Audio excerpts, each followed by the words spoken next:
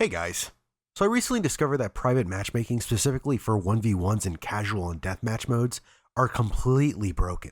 Before we dive into that though, let's take a moment to talk about our sponsor.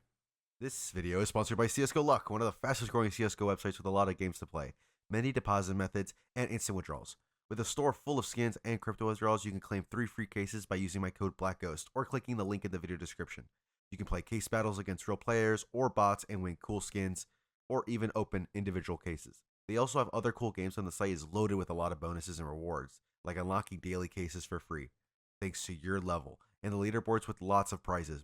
Make sure to use my code BlackGhost or the link in the description to claim your 3 free cases, and you'll also get a 100% deposit bonus, so let's get right back into the video.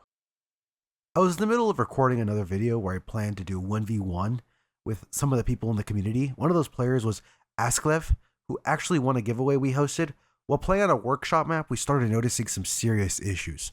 Some of the skins weren't loading properly, which could have been an issue with the map itself, but the overall experience felt completely broken. To test further, we switched over to a private casual match on Mirage, and that's when things got even worse. The game became so unresponsive that we had to forcefully exit the match just to end the round. At this point, I wasn't entirely convinced that it was a widespread issue, so I decided to ask another community member, Solar, to run some additional tests. This guy was absolutely nuts with the deagle shot, but that's a conversation for another time. Unfortunately, we ran into the same exact problem. We simply couldn't complete a full 1v1 match. This raises a bigger question. Why is this happening and why does it matter? At first glance, you might think, well, this isn't really affecting core online gameplay, so who cares?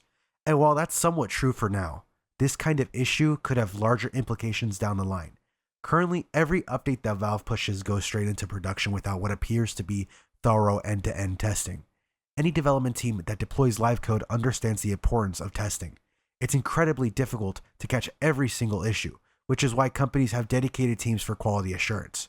We saw a prime example of this with the ragdoll physics bug in a previous update. If the developers had simply played one match by themselves, they would have immediately noticed the problem and delayed the release. So why does this keep happening? Are the developers lazy? Well, I don't think so. Developers are really passionate people, and many of them truly love what they do. The real issue, in my opinion, lies with Valve's corporate structure and the Counter-Strike team as a whole.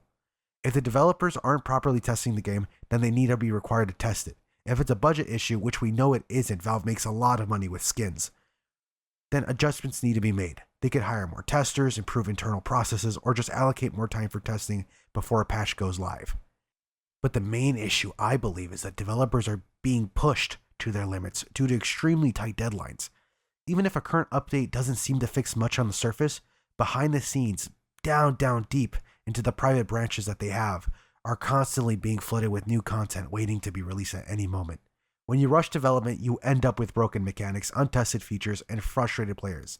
And let's be honest, Counter-Strike is too big of a game for these type of problems to keep slipping through the cracks.